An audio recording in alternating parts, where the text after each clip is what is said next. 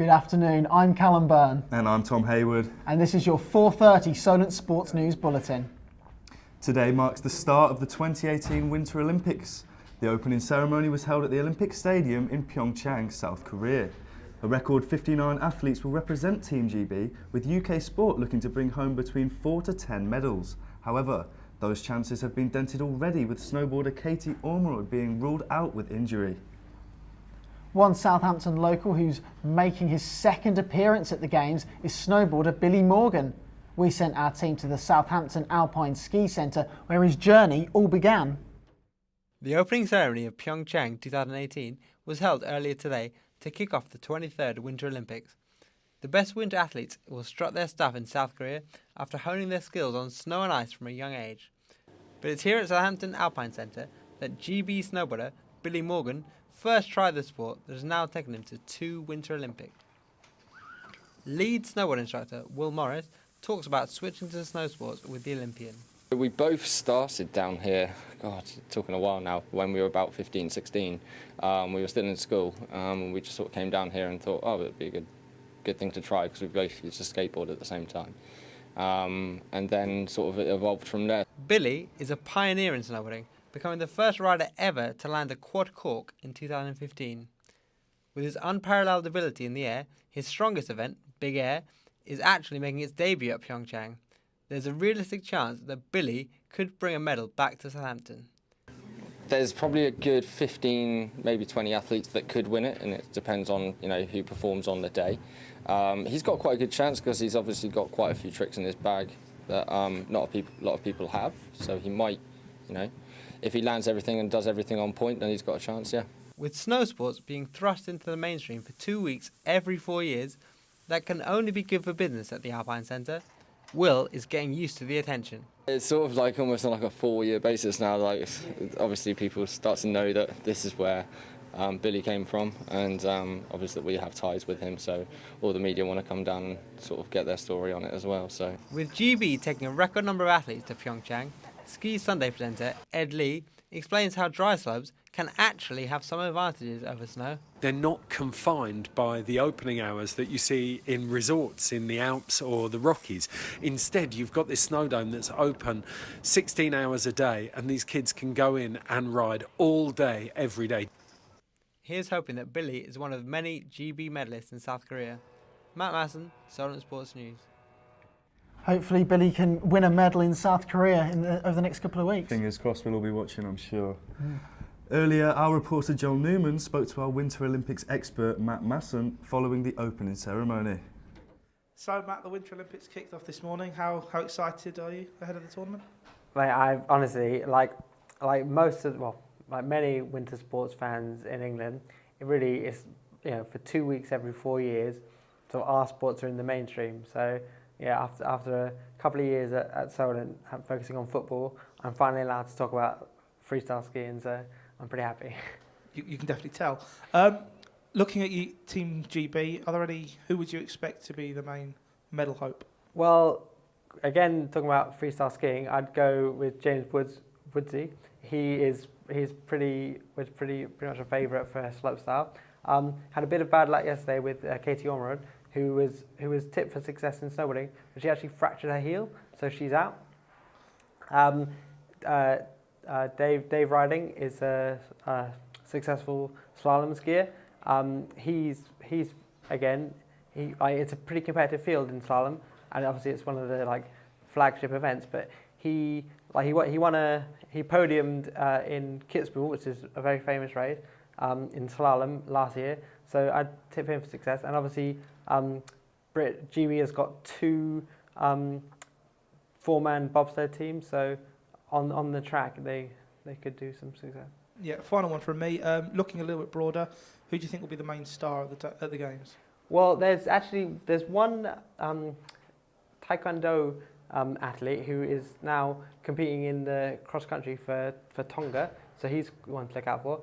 But without a doubt, for me, the star of the show is going to be Henrik Harlow. He's Swedish freestyle skier. Watch him in slopestyle. He always entertains. He won everything this year in all the other skiing competitions, and he was famous in Sochi because in the final he wore 6XL trousers, and on the last jump his trousers actually ran his ankles. So he's always fun to watch. And he's also one of the best skiers in the world. So I watch out for him. Tottenham Hotspur will take on Arsenal on Saturday lunchtime as Wembley prepares to host its first North London derby since 1993. Both sides are expected to feature a string of new faces after an eventful January transfer window. Brazilian Lucas Moura is in line to make his Spurs debut, whilst Arsenal duo Pierre-Emerick Aubameyang and Henrik Mkhitaryan are also likely to make their derby debuts.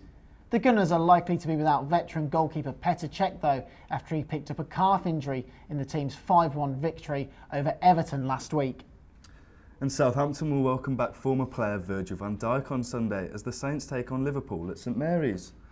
Liverpool manager Jurgen Klopp is likely to name an unchanged side from his team's 2-2 draw with Tottenham, meaning Van Dijk will start for his new side. Van Dijk left the Saints in January in a £75 million deal to join the Reds.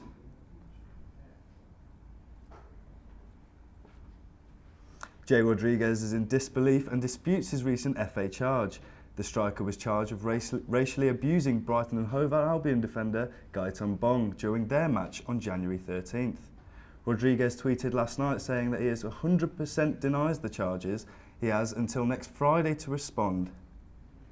Now on to non-league football. One of our teams made the trip to Porchester to catch up with the co-manager Mick Catlin. The former Gosport boss has left Borough and linked up with his former player, now manager Ian Saunders at AFC Porchester. Life at Porchester seems to suit Catlin, who has a new lease of life as joint manager of the Oranges, who have won all 5 league games since he joined a month ago. Winning in the Portsmouth Senior Cup last night, Porchester booked a semi-final place against Gosport, where Catlin will return for the first time since leaving. In the first half of this season, Mick Catlin was manager of Gosport Borough. Relegated last campaign and now rock bottom of the Southern League Premier, Gosport are a team in turmoil. First priority is to win a game. We've got 1 point in the league, which isn't good enough, and I need to get the squad built up so it's competitive at this level. Catlin stepped in to help a club that was in dire straits, but parted company with Gosport just before Christmas. He turned down the chance to be joint manager with the returning Alex Pike and instead moved to AFC Porchester to reunite with his old mate Ian Saunders. Michael Catlin, joint manager. Ian Saunders, joint manager. They say that 2 heads are better than 1, and the pair are trying to prove that by sharing the management role.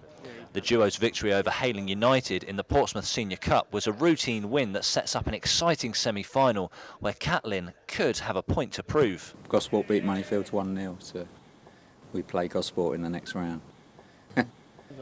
It's just another game, really. It's a semi-final. We want to win it. It doesn't matter who we're playing against, but we'll be going there to win it. And not sure what sort of side we'll put out, but it'll be a bit of a mixture. But we want to win. We want to get to the final, and we want to win the final. But how did Saunders and Catlin get the band back together? Ian was the first person to call, really, after I'd left Gosport, and we've known each other a long time. We've worked together in the past, and he said, "Come and have a look round." Showed me, what the club was about, the ambitions of the club. Spoke to Paul Kelly, the chairman, and I enjoy working with Ian. And we've both got goals to get the team promoted, and I just felt it was the right move for me, really. The pair have some history, having worked together before at Fleet Town, Chichester and Brockenhurst. I've worked as manager with Ian as a player, Ian as assistant manager. Ian was... Katz is always in charge. He always has been in charge. No, I'll be brutal. No. He's a little bit older than I am. I played for him, and we've worked together, coaching before. Saunders was previously sole manager of Porchester.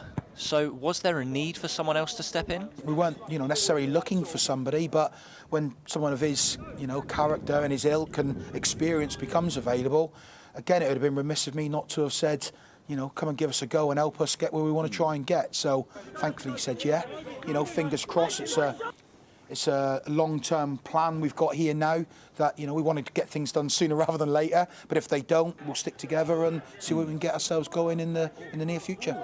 The final of the Portsmouth Senior Cup is played at Fratton Park, so if they can overcome Gosport to get there, there'll be an added reward. You want to get to the final, a lot of the lads are Pompey supporters, you know, don't often get an opportunity to play there or manage there. So, you know, we want to win it. You know, we're in it to win it, and we've got a good opportunity now. Portchester sit 5th in the Wessex League Premier with games in hand.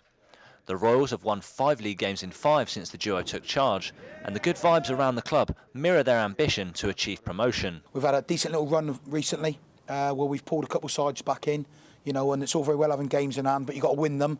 And luckily in the last couple of games we have done that, but we've got to keep doing it and beat the sides around us if we can. If we do that, we'll get closer to the top 2, and then who knows what happens. So that's what we're aiming for. They say football management can be a lonely role, but not for Saunders and Catlin. Ashley Gregory, Solent Sports News. England will look to continue their good run of form in the Six Nations this weekend when they take on Wales at Twickenham on Saturday. England started their defence of the crown with a 46-15 win over Italy in Rome on Sunday. Wales also opened their campaign with a win, beating Scotland 34-7 at the Principality Stadium. Eddie Jones has made 2 changes to his side, with Jonathan Joseph and Danny Kerr replacing Ben Teo and the injured Ben Youngs, whilst Wales head coach Warren Gatland has named an unchanged side. Next, we look inside our new pound-for-pound showground here in Southampton. The venue hosts boxing events with hundreds of participants and fans every 6 weeks. However, the man who runs it all sees it as a bit much more than just an amateur boxing arena.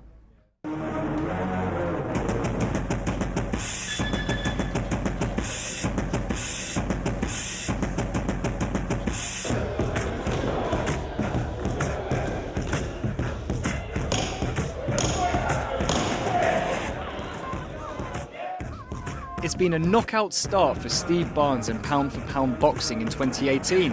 Having recently moved from a small studio on Southampton High Street, Pound for Pound flexes its muscle in the new showground. Located on Melbourne Street next to St Mary's Stadium, the venue boasts popular live amateur boxing events every 6 weeks. We sort of changed it from a gym environment into a hosting environment where we've got barriers for crowd control, all the tables out for the judges and officials, and then seating and stuff for the spectators as well. Steve believes the showground is the perfect platform for amateur boxers looking to start in the ring.